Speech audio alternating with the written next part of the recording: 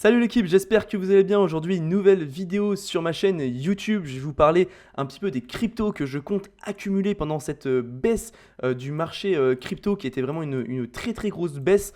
Donc je vais vous parler voilà, des projets, des cryptos que je compte accumuler. Pourquoi tel ou tel projet, pourquoi mon regard se tourne vers ces cryptos. Alors évidemment, ce n'est pas un conseil en investissement, vous vous doutez bien. Je vous invite à faire vos propres recherches. Mais je pense que cela pourra vous aider dans votre réflexion, dans vos recherches de projets de crypto à accumuler pendant bien tout simplement cette baisse que le marché crypto nous offre, puisque voilà, il y a eu vraiment il y a vraiment de belles opportunités à faire sur le marché des cryptos. Donc je vais vous en parler évidemment dans cette vidéo, mais juste avant, donc au programme, on va faire quand même une petite analyse du Bitcoin. Est-ce que vraiment on rentre en bear market ou est-ce qu'il y a encore une reprise haussière qui est possible? Et enfin, dans un second temps, je vais vous parler des cryptos que je compte accumuler pendant cette baisse. Et enfin, les gars, j'ai mis ce petit point, ce troisième point gratuit. Force à nous, les frérots. Pourquoi? Parce que eh bien, je pense qu'il y a eu énormément de capitulation sur le marché des crypto-monnaies. Vous allez le voir, on va faire un tour sur les données on-chain, notamment sur l'open interest qui est en dégringolade, mais de manière, c'est fulgurant, quoi. C'est vraiment une chute libre sur l'open interest. Donc il y a eu beaucoup de capitulation, et ça c'est très bon signe pour nous. Pourquoi? Parce que tout simplement, eh bien, on est encore là et on va pouvoir accumuler des cryptos qui sont très intéressantes. Attention, et c'est l'objet de cette vidéo, pas n'importe quelle crypto.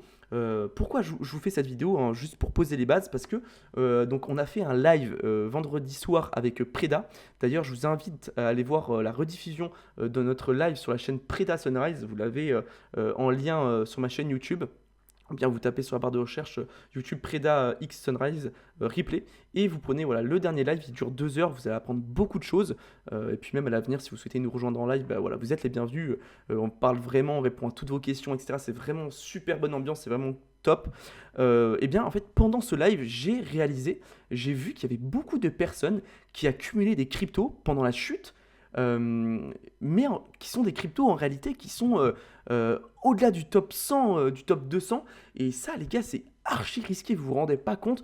Vous avez en fait un capital actuellement dans vos mains. Malgré la chute, vous avez encore du capital, et vous accumulez des projets qui très certainement en bear market vont aller aux abysses. Parce qu'il ne faut pas croire, quand on est en bear market, il y a énormément de projets qui vont totalement être rayés de la carte. Et ça, c'est la raison pour laquelle je fais cette vidéo. Si vous prenez, je sais pas, lors du dernier bull run, les cryptos qui ont, vous prenez le top 100 du dernier bull run, des 2-3 derniers bull run, vous allez voir que le classement des crypto-monnaies est à chaque fois différent. Il y a vraiment très peu de cryptos qui restent dans le top 50, top 10, dans le top 10 plutôt du marché, parce que voilà, le bear market, il y a énormément de projets crypto qui ne se relèvent pas et qui ne actuellement se relèveront pas. Il y a beaucoup de projets qui vont finir aux abysses. Je pense à Theta, je pense à EGLD, etc.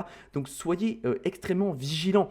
Ne gâchez pas votre capital bêtement sur des projets qui sont extrêmement risqués. Oui, vous avez de chances, vous avez en réalité une infime chance de faire un x40, un x50, mais vous avez bien plus de chances de tout simplement perdre l'entièreté de votre investissement sur ces projets. Donc c'est cette raison pour laquelle, voilà, pour moi, c'était indispensable que je fasse cette vidéo sur ma chaîne YouTube. Bref, ceci étant dit, donc petite analyse sur le Bitcoin. Donc les gars, c'est une dinguerie, vraiment, on a fait une chute phénoménale. Alors honnêtement, vous le savez, hein, j'avais fait une vidéo il y a 13 jours où je vous disais que très certainement on allait aller aux 75 000 dollars. J'ai pas une boule de cristal, mais c'est tout simplement parce qu'on avait repéré ensemble cette pattern. Juste ici, vous voyez les deux trendlines, c'est une pattern baissière, c'est un rising wedge. On avait calculé ensemble la target, pardon, qui nous menait directement aux alentours des 76 000 dollars. Donc c'était le cas. On est arrivé sur cette mèche weekly, donc sur la semaine du 26 janvier, parfaitement. On a respecté, on allait chercher au pixel près quasiment cette target de notre rising wedge. Mais je pensais certainement pas qu'on allait, qu'on allait encore dump jusqu'aux 60 000 dollars. Franchement, C'était une dinguerie. On a fait une mèche de combien exactement si on calcule en pourcentage? En une semaine, on a fait une mèche de moins 25% quasiment. C'est tout simplement énorme. Et on a fait un recover sur cette mèche 18%. Il y a eu beaucoup, beaucoup de rachats. En réalité, les gars, c'est pas un hasard. C'est parce que juste ici, vous avez énormément de volumes qui ont été exécutés. Donc, c'est des zones qui ont un certain intérêt. C'est pour ça aussi qu'on a été racheté sur ces niveaux-là. Mais en tout cas, les gars, c'était vraiment une dinguerie. Alors, je pense que notre portefeuille spot a vraiment pris cher. On a tous pris cher. Personnellement, j'ai essayé de contrebalancer cette chute sur mon wallet spot en tradant. Personnellement, je trade sur la plateforme Bitunix, juste ici. Et d'ailleurs, c'est une plateforme, je vous invite vraiment à me rejoindre sur Bitunix. Vous avez le lien en commentaire épinglé ou en description de cette vidéo. Voilà, vous pouvez vous affilier directement à moi, vous gagnez des bonus et en plus également je gagne des bonus, donc c'est gagnant-gagnant. Puis même au-delà de ça, c'est vraiment une plateforme sur laquelle j'apprécie beaucoup trader, même avec Preda, on est vraiment que sur cette plateforme. C'est vraiment une super plateforme, donc voilà, sincèrement les gars, je vous invite vraiment à essayer la plateforme, faites-moi vos retours, je pense que vous allez vraiment pas être déçus. Et j'ai jamais autant tradé, les gars, de toute ma vie. Enfin, cette nuit du jeudi soir, vendredi, c'était une dinguerie. Enfin, franchement, on a eu une baisse. Regardez toutes les positions que j'ai prises. J'étais clairement, j'étais clairement en scalping. Alors là, on est en 30 minutes. Mais si je me mets en 1 minute, vous allez voir que je fermais des positions toutes les 3-4 minutes. C'était une dinguerie. Je me mettais en x25 et j'avais des positions à 50 $. C'est pas énorme. Mais en réalité, le marché était tellement volatile.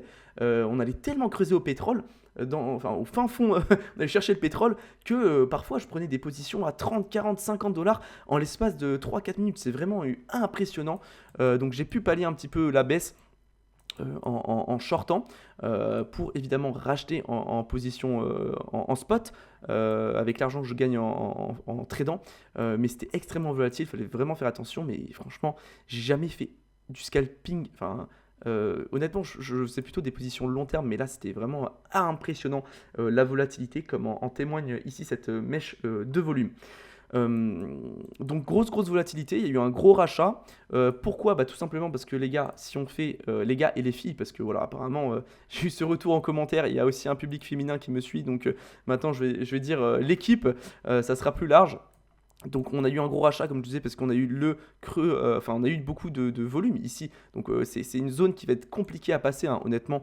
Les 55 000, entre les 55K et les 60K, ça va être vraiment une zone qui est compliquée parce que voilà, on a eu beaucoup de volume. Donc c'est une zone de confluence, une zone d'intérêt. Donc probablement que ici on va encore stagner avant de reprendre une direction qui est soit haussière, soit baissière. Personnellement, je reste extrêmement vigilant. Pourquoi? Tout simplement parce que là, on est dans une dynamique de marché baissière. Je vous rappelle que, je vous l'avais dit dans mes dernières vidéos, quand on casse les 0,382, si on casse les 0,382, on rentrera en bear market. Donc personnellement, je pense qu'on est en bear market. Donc qui dit bear market dit pression baissière. Et en réalité, ça m'étonnerait qu'on ait une force vraiment importante pour repartir en V-bottom. Je pense que soit on va consolider avant de prendre notre prochaine direction. Ou alors, voilà, et si, peut-être qu'on pourra pump, mais personnellement, je m'attends quand même plus à une chute du marché et très certainement qu'on ira chercher donc dans la zone de rechargement du Bitcoin qui correspond à la zone de rechargement du dernier bear market et de l'ATH aux alentours des 40 000, 57 000 $. Et d'ailleurs, les gars, si vous regardez, ça correspond parfaitement à notre creux ici dans le volume profile.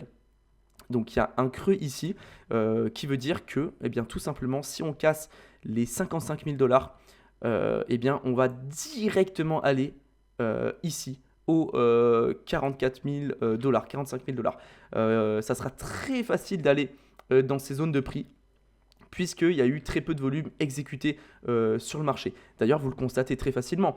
Juste ici, regardez, on a consolidé, juste là. Pourquoi? Parce que ici, on avait du volume profile. Mais au moment où on a cassé ici, voilà, les 84 000 $, donc ce volume profile, on avait un creux ici.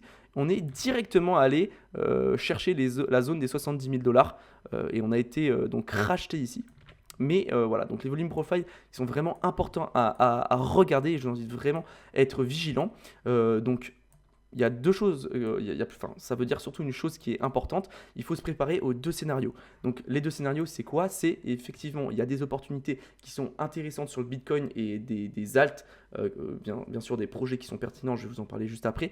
Donc des zones d'achat qui sont très intéressantes. Donc ça peut être intéressant de se positionner maintenant. En revanche, il faut faire attention puisque il peut y avoir encore une baisse qui continue sur le marché avec tous les éléments que je vous ai donnés juste avant. Donc il faut garder de la liquidité de côté pour pouvoir se garder des opportunités de recharger, avoir du cash de côté, c'est indispensable les gars pour faire baisser votre prix moyen d'achat, votre PRU et profiter des prochaines hausses qu'il y aura sur le marché parce que spoil alerte, oui, nous sommes en tendance baissière mais un jour le marché repartira. Voilà, alors effectivement il y a beaucoup de négativité, c'est le cas à chaque fois pendant toutes les cyclicités du marché. Hein, voilà. Moi, quand j'étais arrivé dans les cryptos, je me rappelle ici, c'était la catastrophe, ici, c'était la fin du monde et tout. Et en fait, au final, regardez, on repart. Donc, il faut rester optimiste et toujours voir les opportunités que nous offre le marché. Si on fait un tour sur les données on-chain sur le Bitcoin, il y a quelque chose qui est extrêmement intéressant. Vous pouvez voir ici que l'open interest, donc que vous avez juste là, a chuté de manière drastiquement. L'open interest a vraiment dégringolé depuis le 30 janvier, en fait, clairement depuis la chute qu'on a eue sur le marché crypto, l'open interest a clairement chuté. Donc qu'est-ce que l'open interest? C'est le nombre de positions longues et short qui sont ouvertes sur le marché. Vous pouvez voir qu'ici, il y a eu énormément de gens qui ont été liquidés. Je crois que voilà, il y a eu plus de 3 milliards de liquidations sur plusieurs jours, même bien plus sur le marché des cryptos. Donc on a eu à la fois des positions qui se sont fermées à cause des liquidations, mais des personnes aussi qui ont clôturé leur position en futur. Donc qu'est-ce que ça veut dire? Ça veut dire qu'il y a, on a en fait assaini le marché, on a purgé le marché. Donc là, on va repartir sur des bases qui sont plus saines. Alors il y aura certainement moins de volatilité, puisque comme vous le constatez ici sur la carte de liquidation, eh bien, le marché, on a nettoyé beaucoup de positions de personnes qui étaient à effet de levier en longue, en short, les positions short, voilà, il y a quelques positions encore à aller chercher, donc c'est plutôt positif. Mais en réalité, sur les données on-chain, il y a beaucoup moins de personnes qui se sont positionnés en effet de levier, donc beaucoup de positions fermées, donc c'est assez positif. Et en plus de ça, bon, là c'est très léger, mais depuis voilà, la chute qu'on a eue jusqu'aux 60 000 $, on commence à revoir de l'achat spot, donc c'est très timide, hein, c'est vraiment très timide comparé à la chute qu'on a eue là, mais il y a des personnes qui commencent à racheter des cryptos en spot, puisqu'on arrive sur des... Enfin, ces personnes pensent qu'il s'agit de prix très intéressants, donc ça peut être des institutions, des retail aussi, etc. Donc c'est assez intéressant. Et donc là, actuellement, voilà, on est encore un petit peu en train de pump sur le Bitcoin. Pourquoi? Parce que vous pouvez voir ici en jaune que les fundings sont en négatif. On alterne entre positif, négatif, donc voilà, il y a pas mal ici d'incertitudes sur le marché. Là, on a eu beaucoup de funding en négatif, donc il y a beaucoup de gens qui shortent le marché, donc c'est pour ça qu'on vient les liquider en repartant à la hausse. Mais globalement, voilà, il y a pas mal de personnes qui sont en train de shorter, donc il va falloir qu'on surveille ça. Ça peut être positif pour nous. Donc voilà pour les données on-chain. Donc je vous invite vraiment à être vigilant sur le Bitcoin. Ceci étant dit, donc j'ai fait le tour sur mon analyse du Bitcoin. Je vais pouvoir vous parler assez rapidement des cryptos que je compte accumuler pendant cette chute, pendant ces opportunités littéralement que nous offre le marché. Franchement, il y a des cryptos où je rêvais de ces prix d'achat et je suis vraiment hyper heureux de les voir arriver à ces cryptos à ces zones de prix. Donc personnellement, je vais me concentrer uniquement sur un nombre très limité de tokens pendant cette chute, donc pas parce qu'ils vont forcément performer à court terme, parce que personne ne peut le garantir, mais bien parce qu'ils répondent à des critères clairement objectifs. Donc c'est des actifs qui ont traversé plusieurs cycles, qui ont montré vraiment une certaine résilience dans le temps, qui bénéficient d'une forte liquidité et surtout qui sont aujourd'hui soutenus par des fondamentaux et des catalyseurs vraiment vérifiables. Je pense aux news, aux projets qui sont des projets qui buildent vraiment et surtout voilà, des projets qui intéressent les institutions. C'est quelque chose qui est indispensable à prendre en compte dans votre analyse Euh, donc c'est pas des paris qui sont spéculatifs à court terme, c'est vraiment des projets que je compte accumuler sur le long terme. Vraiment des actifs que je considère comme structurellement solides dans notre écosystème, dans l'écosystème crypto, en particulier en période de stress de marché, parce que comme je vous le disais, accumuler des projets qui vont aux abysses, pardon, bon là j'en ai pas, mais bon, vous savez très bien de quel projet, à quel projet je fais référence, ça peut être très bien EGLD, IO.net, etc., qui sont des projets dans lesquels je croyais, mais qui malheureusement en période de bear market vont tout simplement aux abysses. Alors, je vais vous énumérer les cryptos que je compte accumuler. Donc la première crypto que je compte vraiment accumuler, que je n'ai pas assez accumulé, j'en ai tiré la leçon, c'est le Bitcoin. Pourquoi? Parce que le Bitcoin, depuis son dernier bear market, a fait quand même oui, un x8 quasiment. Donc c'est tout simplement énorme. Je n'en avais pas du tout en portefeuille parce que je pensais super former le marché, enfin le Bitcoin, avec ses altcoins. Alors les altcoins, bah, comme vous constatez sur le graphique, on n'est jamais allé chercher cette performance. On a littéralement sous-performé le marché quand je prends les cryptos au-delà du top 10. Donc le Bitcoin, c'est une crypto de référence. Donc le Bitcoin, évidemment, c'est une crypto que je compte accumulé pendant la chute. Vous avez aussi ETH qui est clairement allé dans sa zone de rechargement entre les 1100 et les 1936 dollars.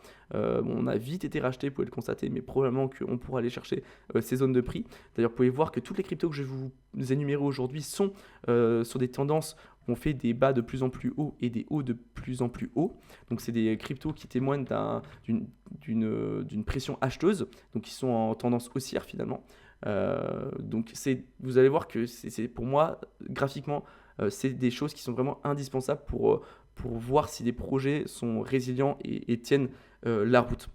Du moins, vous vous exposez à moins de risques que des projets qui sont en chute libre. Alors certes, vous n'allez peut-être pas faire des x20, des x30, mais vous allez quand même profiter d'une hausse qui est plus certaine que des plus petits projets crypto qui très certainement ne remonteront jamais la pente du bear market. Ensuite, après donc BTC, ETH, il y a également XRP. Donc XRP, clairement, pourquoi? Tout simplement parce que, j'ai pas besoin de vous en parler et je vous invite à aller voir d'autres vidéos sur le sujet, mais XRP qui depuis qu'il a terminé son procès avec la SEC est tout simplement sur une tendance énorme, fait une pulsion haussière phénoménale et surtout ce qui est assez dingue, c'est que pendant la chute, vous pouvez voir qu'on est vraiment dans la zone de rechargement.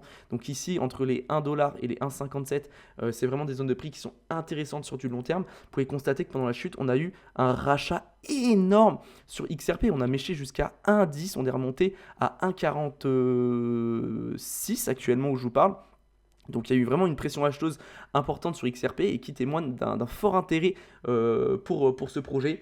Je vous passe le fait que il y a énormément d'institutions qui sont intéressées par le projet, que XRP, je crois, ils sont en train de bosser avec les BRICS pour des paiements transfrontaliers, etc. Il y a énormément de news bullish. Bien que ce soit une crypto centralisée, je l'entends, mais énormément de news bullish sur XRP et une adoption massive dans les futures années, je le pense, auprès des pays, des institutions, et qui, pour moi, selon moi, sera vraiment une crypto qui clairement aura sa place dans la structuration et le squelette des échanges, des paiements transfrontaliers et voilà, de la structure de notre économie dans le monde de demain. XRP qui est tout simplement voilà, impressionnant. Donc ça, c'est vraiment un projet que je compte accumuler aussi. Solana aussi, très pertinent. Alors honnêtement, les gars, voilà, en crypto, il faut savoir reconnaître ses erreurs. J'ai connu Solana ici, je m'en souviens. Après ce gros crash, on était passé des combien? Moi, j'arrive pas à voir avec ça. Hop, on était passé des 260$ aux 8$, 10$, c'était une dinguerie les gars avec ici le crash de FTX. Et franchement, je me rappelle, j'étais en amphi avec Preda, on avait vu le sol à 8$ et on était là, on rigolait, on disait mais jamais de la vie on va accumuler ce projet, cette blockchain elle n'arrête pas de crash, parce qu'il faut savoir qu'à l'époque Solana n'arrêtait pas de crash et on était là en mode mais non mais jamais de la vie on va accumuler cette crypto, cette crypto, ce projet qui est vraiment une crypto qui a pas de crash. Et en réalité, on a fait une erreur puisque regardez la tendance haussière de Solana, il y a eu un intérêt majeur avec un plus. Franchement, c'est une dinguerie, les gars, vous vous rendez compte? Attendez, mais j'ai mal mesuré ou quoi? C'est pas possible.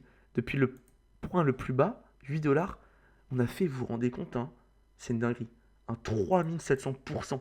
C'est là en fait en regardant ça où je me dis qu'on a réellement connu en réalité une alt season mais sur des cryptos extrêmement ciblés et qui témoignent d'un intérêt. Et personnellement, voilà, j'ai fait cette erreur il faut reconnaître ses erreurs. Aujourd'hui, Solana, je pense qu'il jouera, ce sera vraiment un main player dans les prochaines années. Pourquoi? Parce que c'est une blockchain qui est ultra performante, qui est conçue qui est conçue vraiment pour lorsqu'il y a beaucoup d'échanges, etc. Vous avez des frais qui sont hyper bas, vous avez une très grosse scalabilité. euh, et même Solana commence à avoir un rôle qui est hyper intéressant dans les implications décentralisées et à grande échelle et dans la DeFi, etc. Donc, et puis même là, il commence à y avoir, voilà, forcément, il y a eu un ETF, puis voilà, l'adoption institutionnelle, etc. Donc je pense très sincèrement que Solana sera un majeur player. Et actuellement, on est vraiment dans la zone de rechargement, donc une zone qui est très intéressante à long terme, entre les 62 $ et les 112 $, voilà, qui sont des zones de rechargement institutionnelles. Alors après, je peux retracer peut-être un peu plus comme ça. Mais voilà, plus, tiens, c'est vraiment une dinguerie. On est clairement là pile dans la zone de rechargement. Entre les 70 $, 117 $. C'est des zones qui sont vraiment très intéressantes à racheter. Donc un projet que j'accumule. Donc voilà, ensuite vous avez AAV. AAV qui est un projet, oh, c'est une dinguerie les gars, regardez comment on a vraiment méché sur ce volume profile ici. C'est impressionnant. C'est vraiment impressionnant. Voilà, donc voilà, les volumes profile, c'est passionnant à regarder. Vraiment, vous pouvez voir que voilà, ici, normalement, je pense sincèrement qu'on n'ira pas plus bas que les 93 $ sur Solana, sur AAV. Je pense qu'ici, on va encore accumuler. Donc là, par contre, on a cassé la zone de rechargement. C'est pas grave, c'est des zones qui sont intéressantes à recharger quand même. Alors, pourquoi AAV? Tout simplement parce que voilà, il y a eu vraiment un fort intérêt lors de ce dernier bull run et également parce que AAV est un projet qui génère énormément de rendement. Sa TVL, il a une très très grosse TVL. Et puis voilà, c'est l'un des projets crypto qui génère le plus de rendement. Donc je pense que ça en fait aussi un projet qui même dans la DeFi, voilà, sera aussi un main player. Donc voilà, c'est un projet qui est aussi extrêmement intéressant. Vous avez aussi Link. Alors Link, là pour le coup, on a totalement cassé la zone de rechargement ici. On est actuellement aux alentours des 9 $, qui est un projet qui selon moi aussi pareil. Je vous avais fait une vidéo sur le Link, hein, je ne vais pas vous mettre là-dessus, mais je vous invite à aller le voir. Qui est un projet, qui est une infrastructure qui permet vraiment de connecter les données du monde réel sur la blockchain, sur les smart contracts, qui pourra vraiment aider les blockchains institutionnelles. Donc je pense aussi que c'est un projet qui va vraiment jouer beaucoup à l'avenir. Vous aviez forcément, comment ne pas le citer, le BNB. Le BNB qui est un projet, voilà, je pense que la charte témoigne de la puissance de ce token parce que tout simplement, voilà, on est tout le temps en tendance haussière. Pourquoi? Parce que il faut savoir que le BNB, au-delà que ce soit voilà, la blockchain BNB est une blockchain extrêmement puissante et intéressante. Il y a un burn de tokens qui est fait, c'est-à-dire Binance rachète les BNB et ils les mettent sur une adresse inaccessible. En fait, c'est ce qu'on appelle du burn. Donc en fait, vous avez la tokenomics qui est en constante diminution. Donc c'est un token qui est en déflation. Vous n'avez pas une inflation sur le BNB. C'est pour ça que donc l'offre se raréfie. Et comme l'offre se raréfie, eh bien voilà, vous avez un prix qui augmente. C'est l'offre et la demande. Je ne vais pas vous faire un cours là-dessus. Et donc voilà, la zone de rechargement extrêmement intéressante pour BNB entre 454 $ et les 650 $. Donc voilà les cryptos que je compte vraiment accumuler pendant cette chute. Alors voilà, j'ai déjà commencé à accumuler ces projets. Je vous invite quand même à être méfiant parce que comme je vous le disais, si le Bitcoin continue de chuter, eh bien très certainement ces cryptos-là vont un petit peu encore chuter. Donc on va arriver encore et encore sur des zones de prix qui sont intéressantes. Quoi qu'il en est, il faut se préparer aux deux scénarios. Donc voilà, garder des liquidités de côté et commencer à accumuler tranquillement. Alors évidemment, voilà, je vous invite à aller regarder la vidéo de youtubeur parce que voilà, cet avis n'engage que moi et ce n'est pas un conseil d'investissement. Mais voilà, en tout cas, soyez extrêmement vigilants quand vous regardez les projets, vos projets crypto. Faites attention quand même à l'aspect marketing. Regardez les charts parce que personnellement, j'ai fait vraiment cette erreur, les gars. Pendant le dernier bear market, j'ai accumulé par exemple de l'EGLD en me disant: oh, c'est une dinguerie, le projet est monté à 500 $. Actuellement, il est à 50 $. C'est le bear market, je vais accumuler, etc. Et c'est sûr que ce projet remontera à 500 $ et bien plus haut. Et en réalité, EGLD n'est jamais remonté à 500 $. Donc, soyez extrêmement vigilants. Il faut vraiment que vous preniez en compte, il y a quelque chose qui est très important et je vous en ai pas parlé ici, c'est l'adoption institutionnelle. Regardez, il y a une news ici de CryptoRank qui nous a dit que voilà, XRP, Solana, donc je ne vous ai pas parlé de SUI, mais Chainlink ont montré dans cette chute un intérêt institutionnel hyper important. Pourquoi? Parce que dans la chute qu'on a eue du marché des cryptos, il y a eu énormément de rachats sur ces cryptos-là. Voilà, le marché crypto a eu énormément d'outflow, donc d'argent qui sont sortis, notamment sur Bitcoin et Ethereum. Il y a eu plus de 404 millions d'outflow. Alors 404 millions d'outflows sur Bitcoin et 116 millions d'outflows sur Ethereum, alors que sur ces cryptos, il y a eu de l'inflow, donc de l'argent qui a été injecté pour racheter ces cryptos plus bas. Ça a été le cas sur XRP, vous avez vu la hausse monumentale qu'on a eue. Regardez, juste ici, cette mèche, c'est une dinguerie, on est vraiment allé dans la zone de rechargement hyper bas et on a recover de combien? De presque 30%. Donc c'est des tokens qui témoignent d'un intérêt. Il y a une autre chose qui est importante à regarder, c'est la tokenomics. N'allez pas sur des projets en bear market qui ont une tokenomics dégueulasse. Parce que en fait, le problème, c'est que si vous accumulez avec des projets où vous avez de l'inflation, c'est-à-dire que voilà, dans la tokenomics, c'est pour ça que je ne vous ai pas parlé de SUI, parce que SUI, il y a quand même pas mal d'unlock de tokens, donc vous allez rajouter des jetons, des tokens dans le marché, vous allez rajouter de l'offre, et donc forcément, rajoutant de l'offre, ça va faire, et vu que la demande n'est pas là en bear market, vous allez faire chuter le prix, donc vous vous exposez sur des projets très dangereux. Donc voilà, soyez vraiment vigilants là-dessus, regardez bien la tokenomics, parce qu'en réalité, et j'ai fait cette erreur les gars, vous allez accumuler des projets et au fil du temps, vu qu'il y a très peu de liquidité sur le marché, en bear market, en tendance baissière, eh bien ces projets vont lentement aller dans les abysses et vous allez perdre votre capital. Or, chaque dollar les gars, je vous le dis, chaque dollar que vous avez en bear market est indispensable parce que 1 dollar peut très bien se transformer en 10, 20 dollars dans le prochain bull run. Donc c'est vraiment indispensable que vous gériez bien votre capital. N'allez pas le griller dans des shitcoins. Soyez vraiment vigilants sur ces points. Donc, écoutez, 27 minutes de vidéo, j'ai fait que parler. J'espère que vraiment elle vous aura plu. J'espère que ça vous aura intéressé, que ça vous aura aidé à vous poser des questions, à bien comprendre comment choisir tel ou tel projet. En tout cas, c'est la manière par laquelle c'est la manière avec laquelle je réfléchis pour accumuler des cryptos, parce que j'ai vraiment fait de grosses erreurs dans le passé. J'en ai fait même d'ailleurs pendant ce bull run de pas assez accumuler de Bitcoin, etc. Et en réalité, il faut être honnête, aujourd'hui, accumuler des altcoins, bien que on est dans une zone extrêmement intéressante, accumuler des altcoins en dehors du top 10, voilà, bien qu'on soit dans la zone de rechargement, c'est vous exposer tout simplement eh bien, à une baisse qui peut continuer ou alors à une stagnation. Et c'est dommage parce que quand vous prenez le total 3, enfin le market cap des cryptos en dehors du BTC et de TH, donc on va dire allez, le top 10 des cryptos, vous pouvez voir qu'on est clairement sur une tendance qui est haussière. Donc soyez vraiment, vous pouvez voir que c'est vraiment ces cryptos qui drivent le marché. Donc soyez vraiment vigilants. Votre capital, c'est la ressource la plus importante que vous avez. N'allez pas la griller bêtement. Voilà, donc j'ai fait le tour. C'était une vidéo assez longue. J'espère que ça vous aura plu. J'espère que vous aurez appris des choses. Et n'oubliez pas, si vous souhaitez trader, rejoignez-nous sur la plateforme Bitunix. Voilà, vous créez votre compte, vous affiliez à Preda et moi, et voilà, vous aurez des bonus. Et puis c'est vraiment une plateforme qui est vraiment top pour trader. Je vous la recommande vraiment vivement. J'ai pas mes historiques d'ordre, mais voilà, j'ai fait vraiment beaucoup de gains. Voilà, vous pouvez voir que j'ai fait vraiment. Ça c'était une dinguerie, vraiment à chaque fois je clôturais, je fermais mes positions, c'était vraiment dingue. Il y avait vraiment de belles opportunités sur cette dernière chute. Vous pouvez aussi trader l'or, c'est quelque chose que je fais beaucoup. Voilà, vous pouvez voir que j'ai ouvert beaucoup de positions et je me suis mis vraiment bien. Et puis évidemment, encore une fois, n'oubliez pas d'aller voir les lives sur la chaîne Preda Sunrise.